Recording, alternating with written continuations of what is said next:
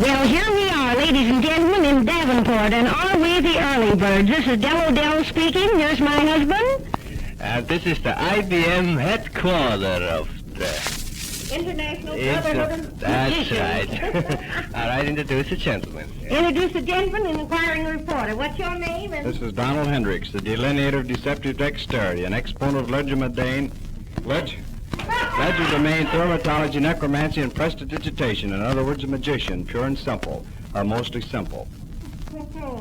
And right over here is... Stuart Judah. Say, Mr. Anderson, how about another piece of watermelon? Mr. Anderson. I sound like the tide's coming in now. I'm so full of watermelon. But I'm glad to be here nevertheless. In fact, I just got here in time. Why did you come so early? Well, I knew you were going to be here, Dell. That was one reason. What's your favorite magic trick? My... okay. And over here, ladies and gentlemen, we have... Myron Edgar Periwinkle Euripides Scott. Fresh from Dayton, Ohio, in the innermost sanctoriums of the dark rooms, taking up magic as a sideline. It gives me a great deal of pleasure to return this back to Dell O'Dell. And over here we have a very lovely young lady, I think, is going to talk to us and tell us her name. Mary Hendricks. This is my first convention, and I hope I have a good time. Ah, did you come along to watch your hubby, honey? Oh, no. I'm going to watch the magician.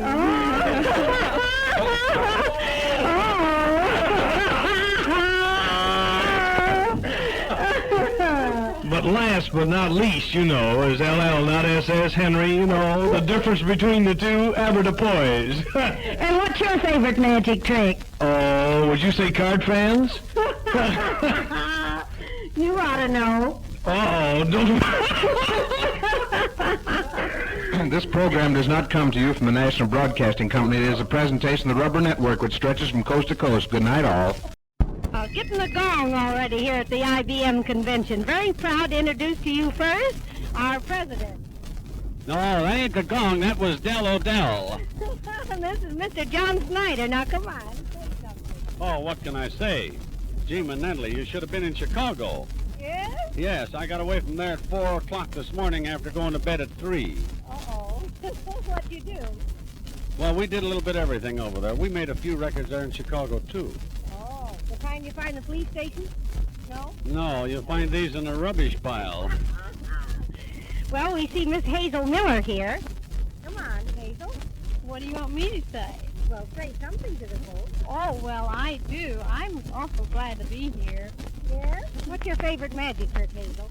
Oh, I like most anything. Anything that's interesting. And over here we have... Goody Lancer from Cincinnati. Yes, sir. And? And, you bring with you? oh, who'd I bring with me? Yes. 5 other Lensers. Oh, good. Mrs. Lenser and the 4 other ones. All right, come on, Mr. Lindsay. Say something. Well, I come to Davenport to have a very good time at the magician. Good. And over here we have... Mr. Charles Lander, just call me Butch for short. All right, Butch. Good morning, madam. I am here to instruct today on the fine art of culinary or cooking devices.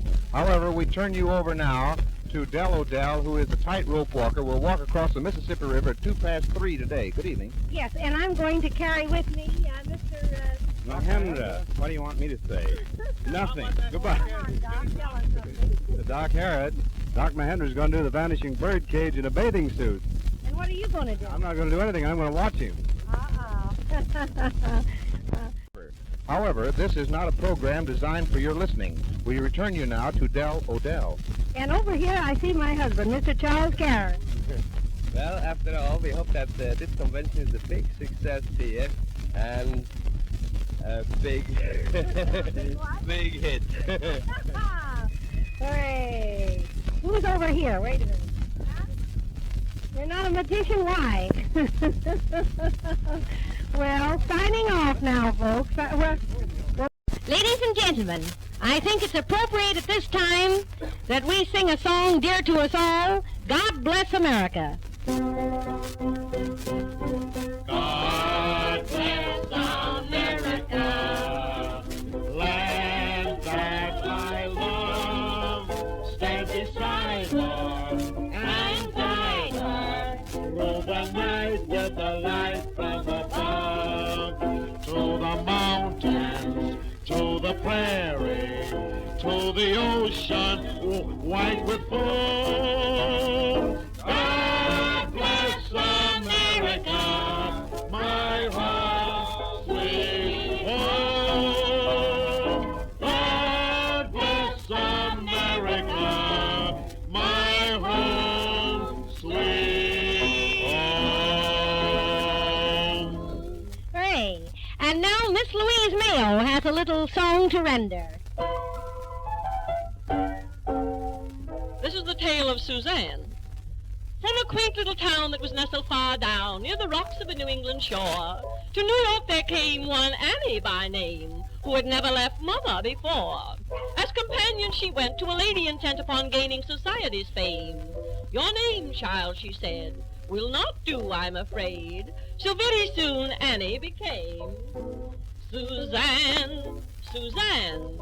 It sounded much nicer than Anne. And she altered her dress here and there, more or less. And you never could tell little Anne was Suzanne. But the life of a maid bored Suzanne, I'm afraid, and she made up her mind she would change. She furnished a flat and a motor at that, with some bonds from the Cotton Exchange. She became quite the pet of a fast social set, and she gave checks away to the poor. And gossips do say that Charlie Cara had to pay to have his name on her front door.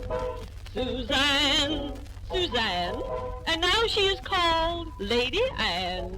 And her jewels are the talk of all greater New York. And you never could tell Lady Anne was Suzanne. But Suzanne is grown old and the motor's been sold, for the company never was paid. Her hair has turned gray. Moths have eaten away all the gowns Lady Anne once displayed. She's returned to the town that was nestled far down, near the rocks of a New England shore, and her jewels now consist of a plain amethyst that fastens her shawl, nothing more. Suzanne, Suzanne, she lives by economy's plan, and she's learned how to wash and to cook from a book. And the people she works for call her Mary Ann. Poor Suzanne.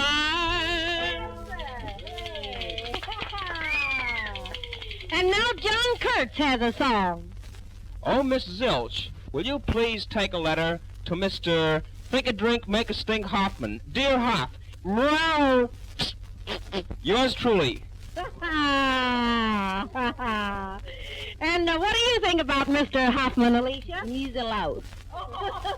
What kind of noise did you make before? Sounds kind of weak, Alicia. Now, Mr. Nibbles. He dug the hole for the apple tree, didn't you, Fred? Well, I really think it's only appropriate this time that our hostess should say a few words, Dell O'Dell, about her Mr. Hoffman. Oh, how I love him. You see me draw my finger across my neck this time? Well, we're going to end up with Old Lang Syne. Should old